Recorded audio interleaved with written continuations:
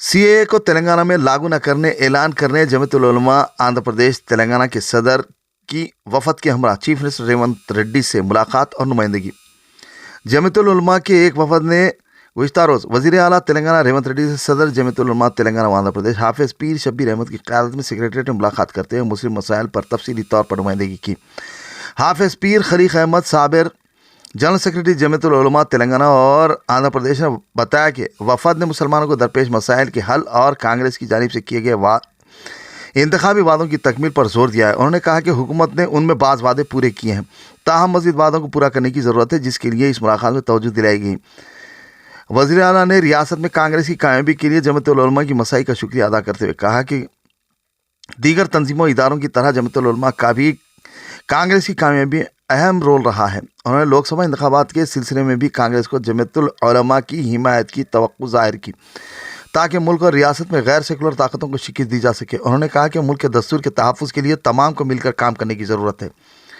इसके लिए उन्होंने जमीयत से ताउन की भी ख्वाहिश की। रियासत में फ़िरक़ा परस्त अनासर की साजिशों और रेशा दुआनियों के सिलसिले में तवज्जो दिहानी पर वज़ीर आला ने कहा कि रियासत में फ़िरक़ा परस्त ताकतों को पैर जमाने की इजाज़त नहीं दी जाएगी। उनकी हुकूमत तमाम तबक़ात को साथ लेकर चलेगी और तमाम मज़ाहिब को यकसां नज़र से देखा जाएगा। वफ़द ने वज़ीर आला पर जोर दिया कि मुस्लिम पसमानदा तबक़ात के लिए तालीम और रोज़गार में मौजूदा 4% रिजर्वेशन के तहफ़्फ़ुज़ को यकीनी बनाए। मुत्तहदा आंध्र प्रदेश के वज़ीर आला आजानी राजशेखर रेड्डी ने मई 2004 ईस्वी में रियासती जमीयतुल उलमा की नुमाइंदगी पर मुस्लिम रिजर्वेशन को यकीनी बनाया था।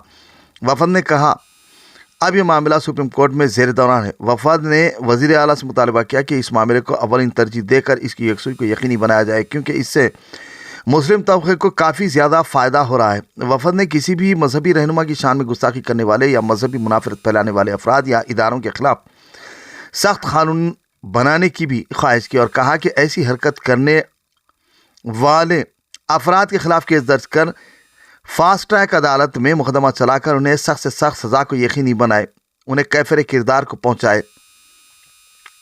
साथ ही नफरत अंगेज़ जराइम करने वालों के ख़िलाफ़ सख्त कार्रवाई की जाए।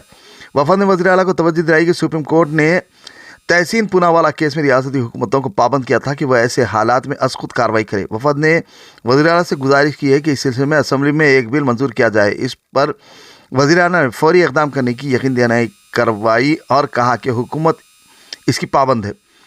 साथ ही वफ़द ने कहा कि मरकज़ ने शरीयत तरमीमी कानून लागू करने का ऐलान किया है। जमीयतुल और बेशतर सेकुलर ज़हनीत रखने वाली तंजीमों और दानिशवरों का एहसास है कि इस कानून के ज़रिए अक़लियतों के एक बड़े तबके को शरीयत से महरूम किया जा सकता है, क्योंकि इसकी बुनियाद पर शरीयत का तयन होगा। मगरबी बंगाल और तमिलनाडु ने पहले ही CAA को अपनी रियासतों में लागू न करने का ऐलान किया। वफ़द ने वज़ीर आला से गुजारिश की कि वो भी रियासत तेलंगाना में इस कानून को लागू न करने का ऐलान करें और समाज के मुख्तलिफ तबक़ात में फैली हुई बेचैनी को दूर करें।